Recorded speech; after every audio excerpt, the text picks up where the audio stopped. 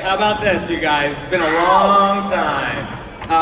So here we are, 7 years, at least 2 Sarah Lances, God knows how many crossovers, and countless abandoned warehouses.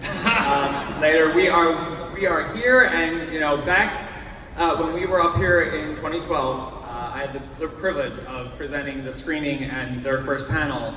And Steven, you sat here with Katie and Mark, and you said to the crowd that if we do this right, we could run for 10 years. And honestly, we did it wrong. You guys could. You guys could run. You guys could run at least another 3 seasons. Because you did it right. You did this right. And you did it right for so many reasons. But why is right now the right time to end it? I honestly, I think we've all talked about this, and we all kind of want to leave the party while the party's still going. People are still talking about the show, thank God. When our series finale, we were trending on Twitter, like in the 7th season. That's ridiculous. And now's the time. And also, there's logistical and budgetary and producerial, limitations that you face when you're dealing with the 8th year of a show.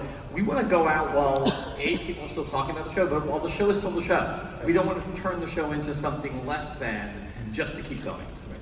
And did you ever imagine, though, that taking what at the time you guys considered this was a lesser-known comic book property, that this guy would become such a rich character that provides so much for storytelling, and then also create a universe?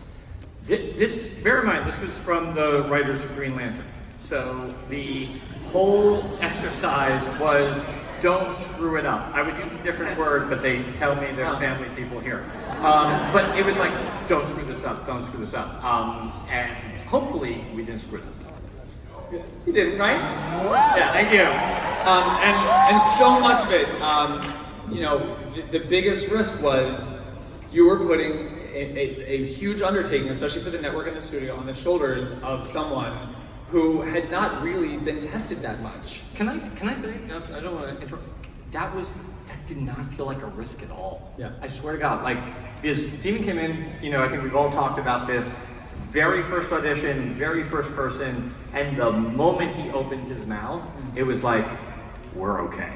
Yeah. We're fine. And it's been true.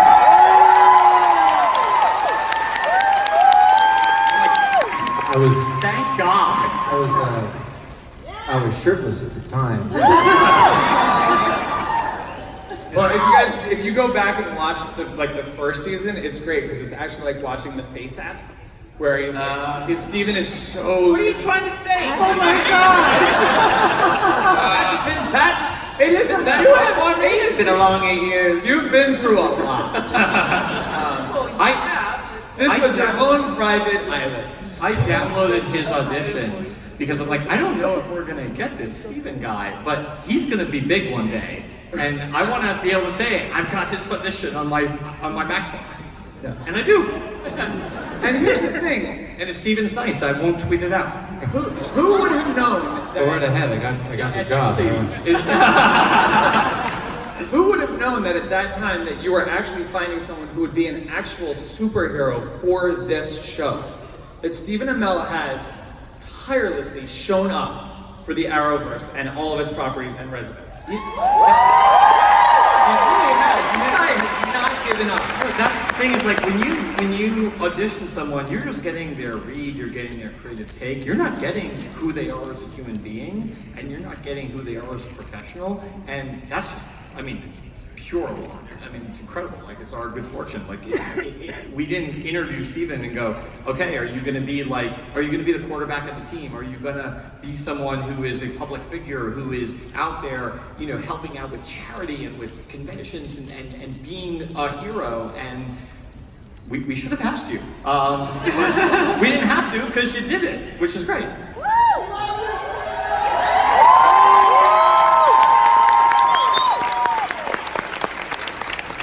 So, Katie Cassidy, You have no idea how happy I am that she is up on this panel still.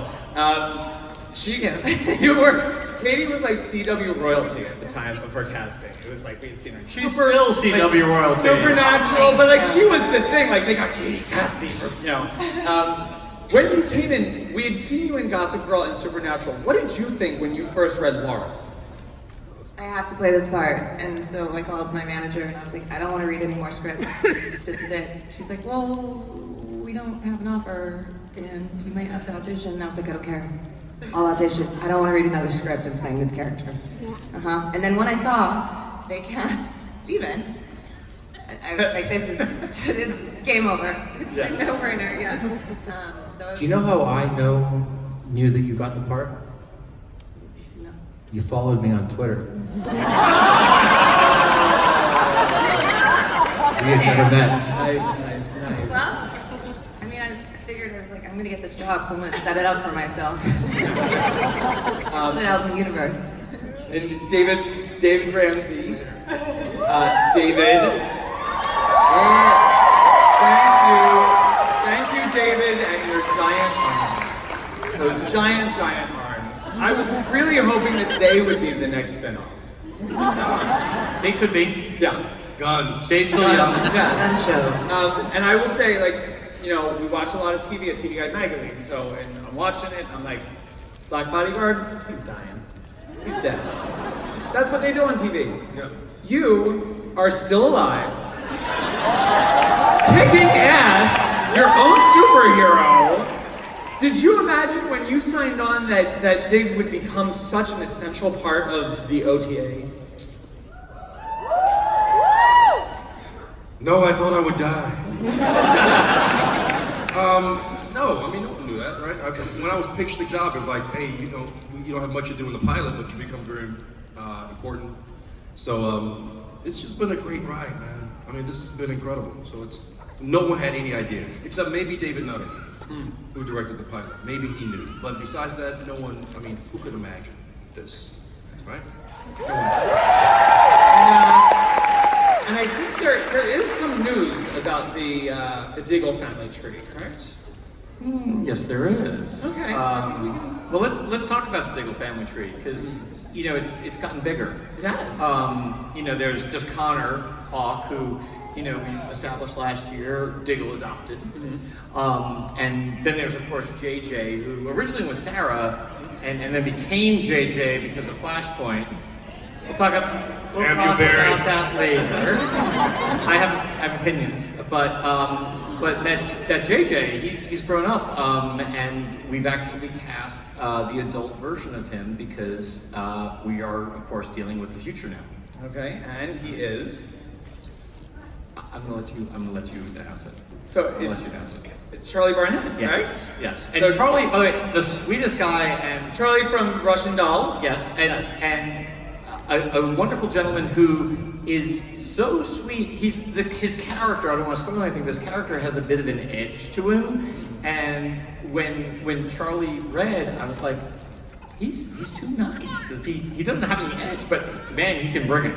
He can really bring it. And he's awesome. And I think people are going to be really surprised about the way we bring him in.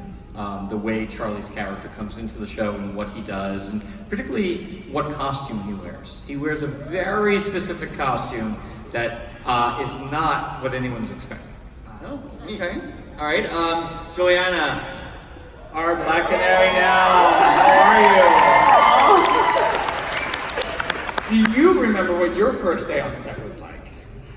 Yeah, I was vomiting in terror. I was so nervous.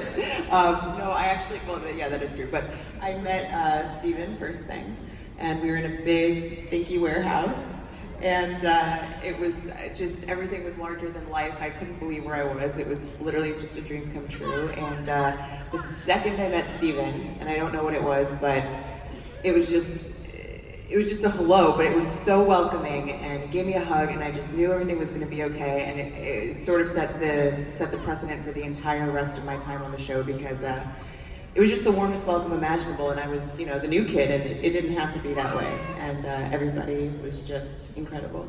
Nice. And when did you start to realize, because you were brought on as recurring, when did you start to realize that Dinah was really connecting with fans? You know, I guess I don't know if I did know what was going on in fans' minds. I knew that I felt great on the show, and I felt like I wanted to keep playing the character, and it meant everything to play the character. So maybe that's what people connected with, and maybe that's why I was lucky enough to keep going. And Rick, you also came in around the same time. Yeah. And I love this character so much because I feel like he's the most emotionally intelligent person on the team. Like, he's the one who actually says what needs to be said. By the way, don't be too excited. It's not a very competitive field. When did you, like, and I love the Renee and Mike stuff. Oh my god. Yes. Like, By the way, favorite you want to talk about spin-offs? That's the best topic. That is, right yeah, there. that's the buddy comedy of Yes. We talked about it a lot. Talk about this character and finding his place amongst this, because he was more of a, like, and Oliver started, like, he was a street fighter. Yeah. You know, when he started being a vigilante, he was a street fighter, but Renee is a street fighter. Yeah, and I think ultimately what made me excited to play Renee was this juxtaposition of this sort of deep-seated anger or this frustration that he has inside himself, but also how do we show the heart of Renee? You know, what makes him tick? What does he truly care about? And so when we get to see moments with him and Zoe, I think that's when we truly see who he really is. You know, and that's so much fun to play. And it gives him a reason to fight. Absolutely. Yeah. And speaking of fights, James Bamford, how did you start as the fight coordinator, and now you are up here, co-EP, director, supervising stuff, like Directing producer. Yeah, directing producer. Like, how has that been for you? Because it sounds like that was probably a lot of work. It is. No, you're not supposed to remind him. But ask him where he started on the pilot. It wasn't just the fight coordinator. Where did you start on the pilot? I was the first person Steven killed. I snap his neck at the end of Act 2. No one can know my secret. Crack. That's James. Yeah. That was me. Nice. Still here though. Still here. You cannot kill these people. So how has that been? Fantastic. I met Steven. I got brought in and started training Steven on the pilot. Right away, we bonded and we trained 2 hours a day and martial arts, and we based a lot of the fights on Steven's strengths and his athleticism, and just kept going. And I shot a lot of the rehearsals and put them together, and at a certain point, Mark and folks noticed that I was good with the camera, I guess, and we had a lot of conversations, and before you know it, season 4 I was directing, and here we are. Out of the gate. Yeah. Out of the gate. Like, unbelievable. Van's second episode, 414, this was an episode where, we'd come up with this idea where the bad guys of the week basically kill people by blowing up buildings. This is not an easy concept to get across. And Bam just killed it. I mean, like, parked it deep. We couldn't believe how amazing it was. It's like, there's really something when a director can turn a not great idea into a phenomenal episode. You know you have a great director. Mm-hmm.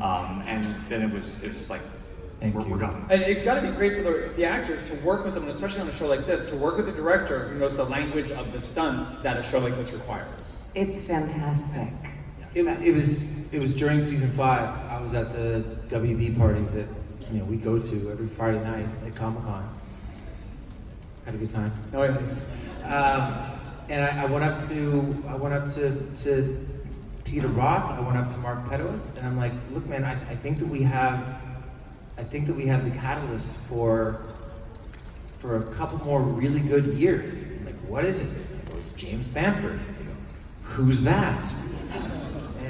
But I meant it, and Peter and Mark and Greg took it to heart, and we're not here, and we're not getting to do a final season and getting to go out on our own terms if band doesn't acquit himself and really become, in my opinion, like the lifeblood of the production that we do.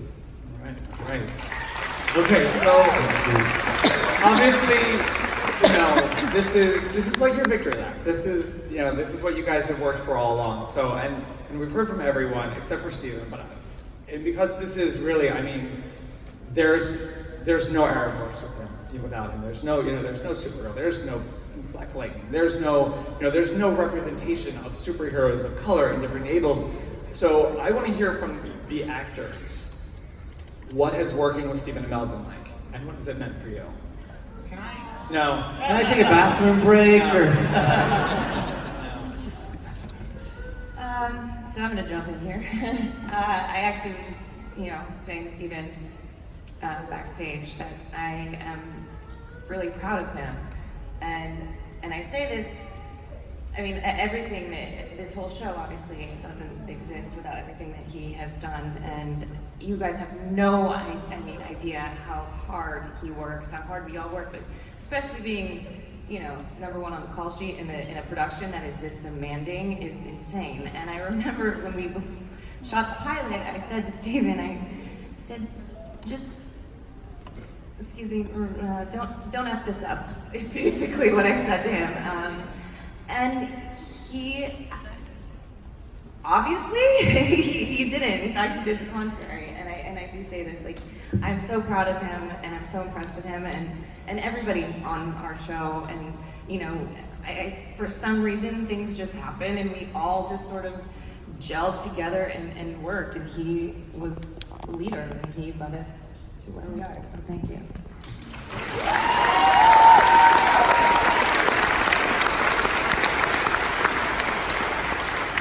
Steven is a true leader. You're a true leader. You really are.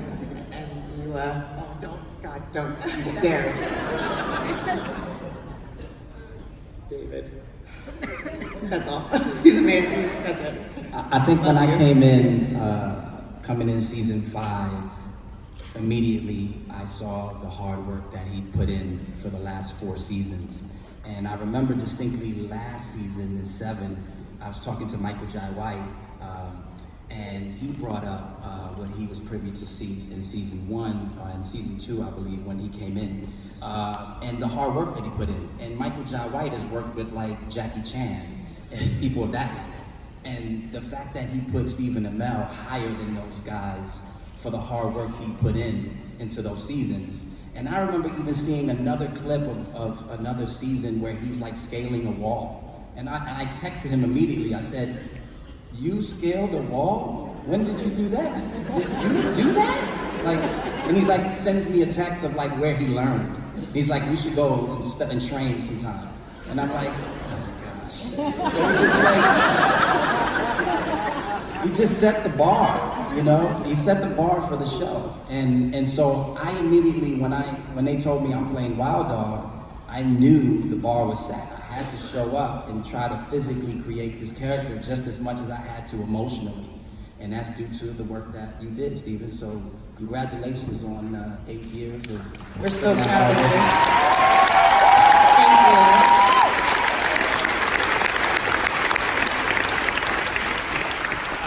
you. You all right over there, Stephen Amell? You good? Here we go. Something's funny. We did something on a Mondo shoot and it's a big photo shoot. And I met Stephen a little bit before that in Vancouver, and we're doing a film shoot, but we really hadn't spoken past that first initial meeting. And there are dressing rooms up in the top of the building, and downstairs where we're all doing the actual photography. So I'm walking down the hallway, I hear someone say, "Ramsey!" I know it's Steve. I walk into the room, and Steve is there shirtless.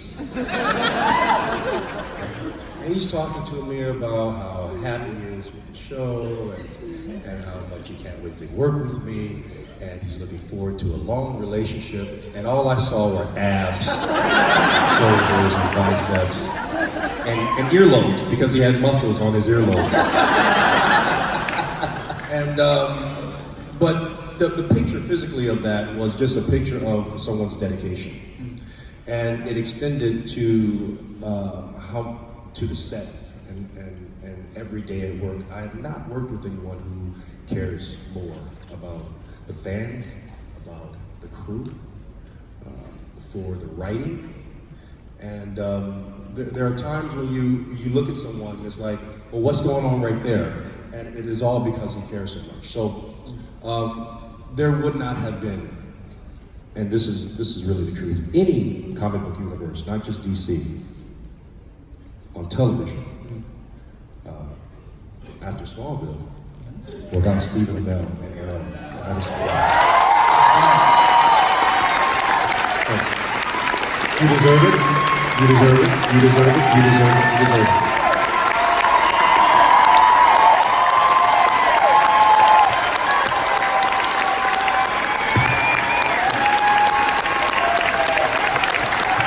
This panel sucks.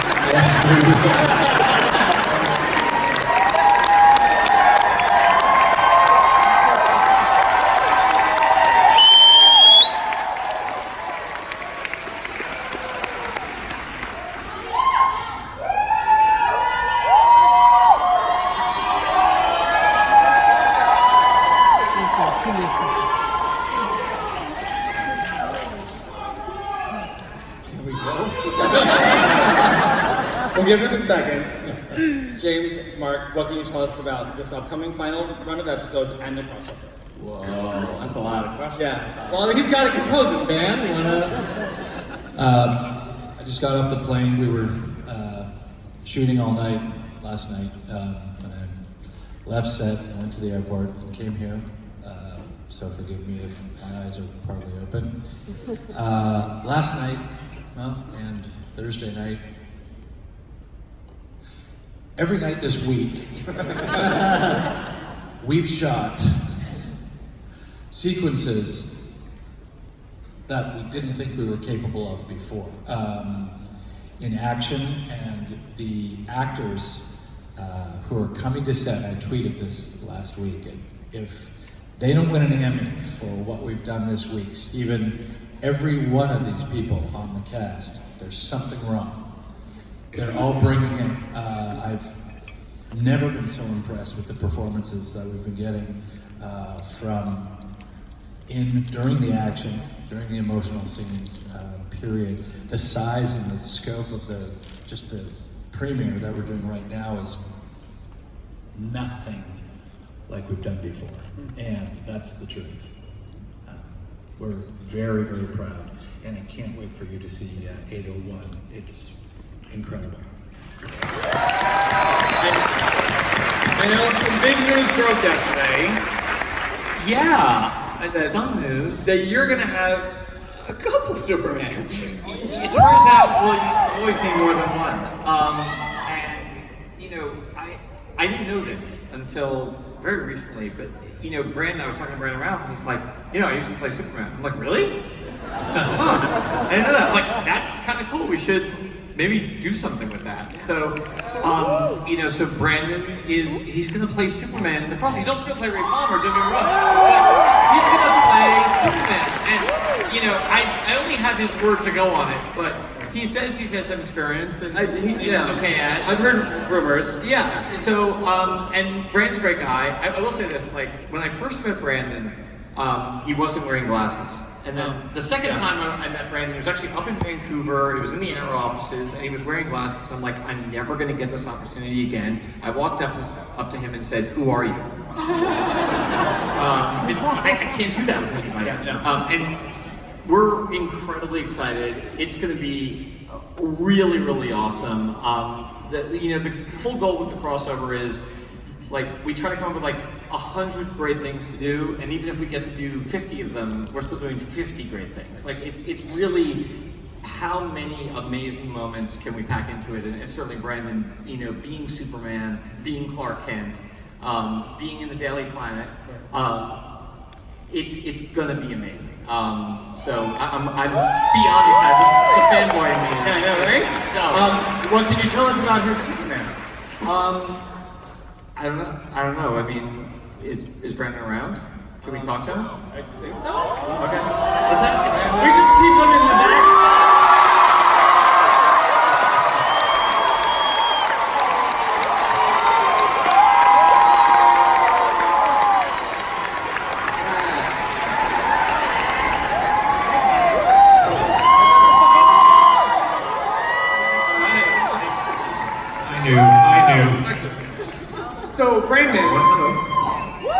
will you be wearing the Superman Returns costume?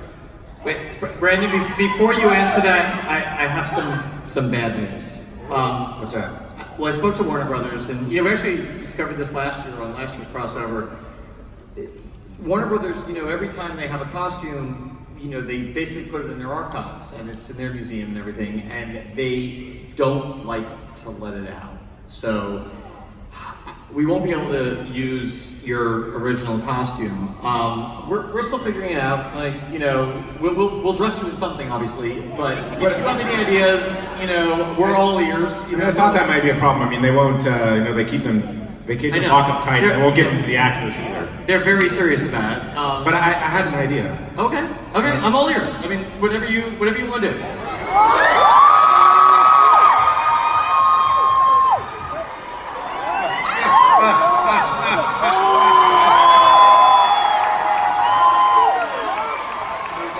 Good. That's a pretty good pitch. That's a good one. That's a good pitch. That's a good one. You know what? I think we're gonna do that. All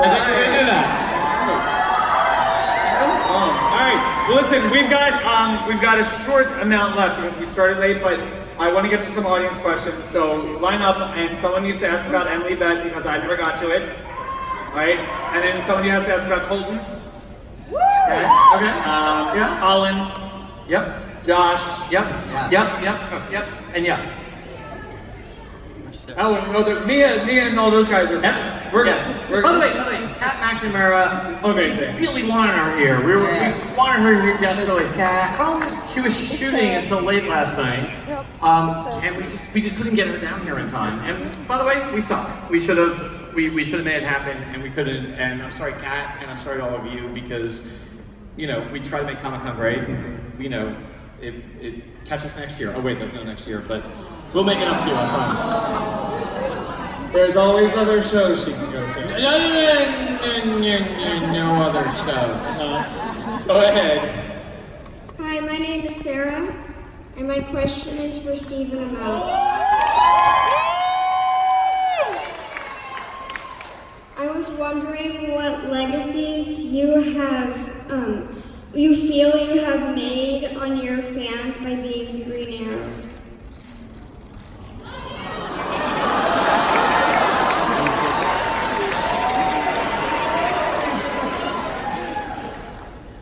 Sarah, when I think about my legacy on the show, and I think about the legacy that I've had an opportunity to make on fans, that thought starts and ends with you.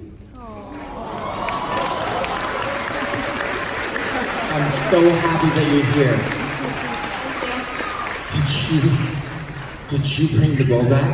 Yeah. Okay. All right, I'm going out.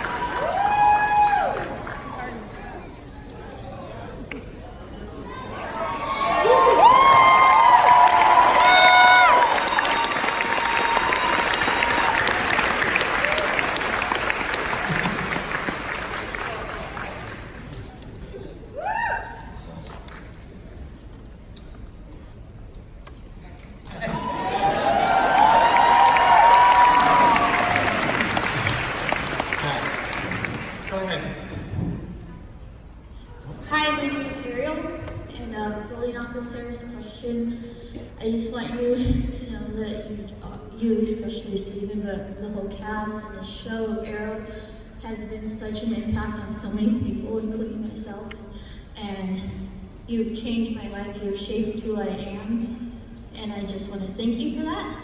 And so my question is, Arrow has taught me so many lessons. For you guys, what lessons has Arrow taught you?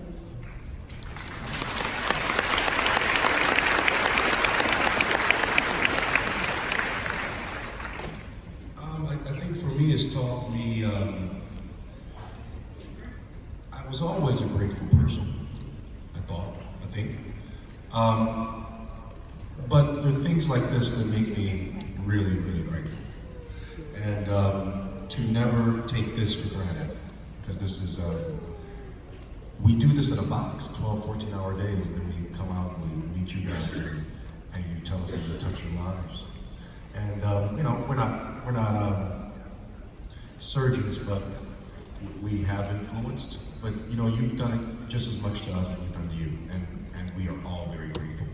So, thank you.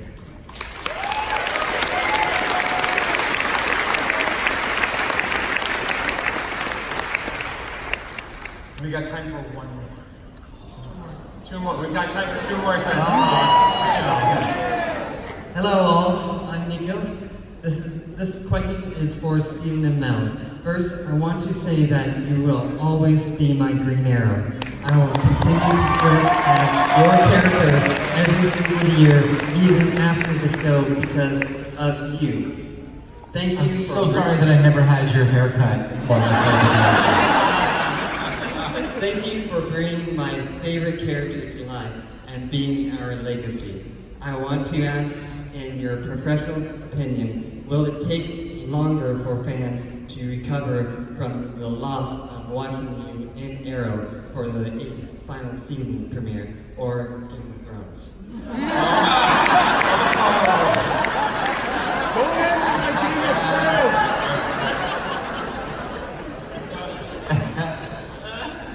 I'm not the right person to answer this question, because I love the last season of Game of Thrones. I love all finales. If you all hate our finale, I'll know we'll have done a good job.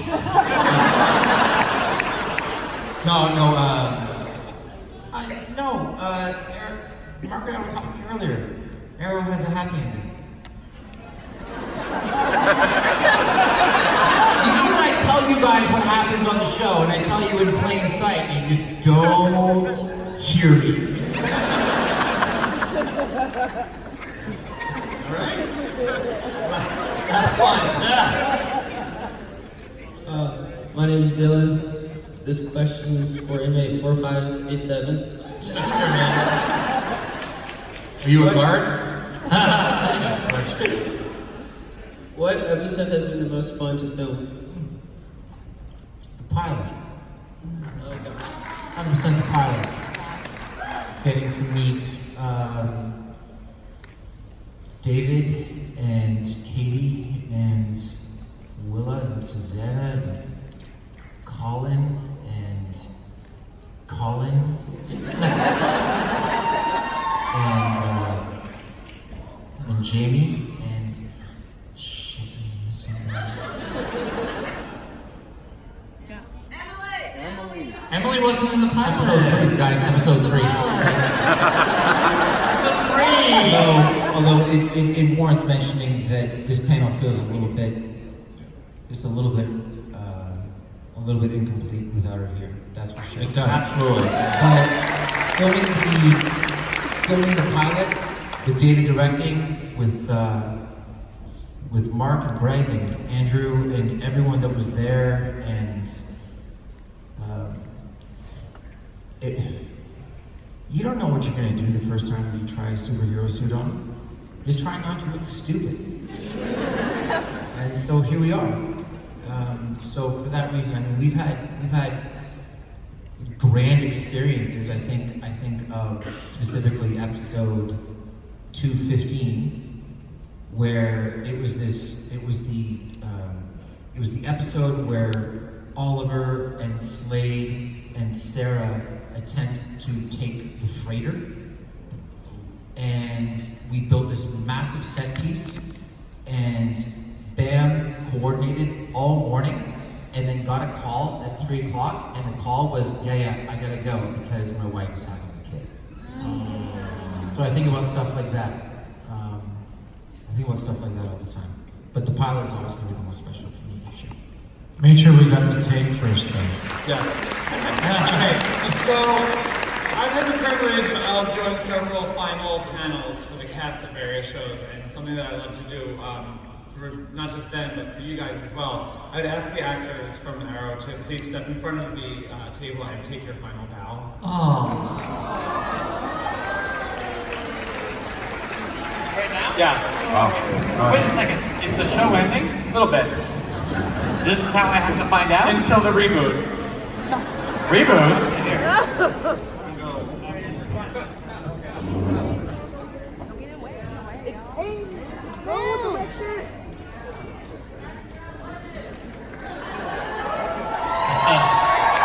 Started on Arrow.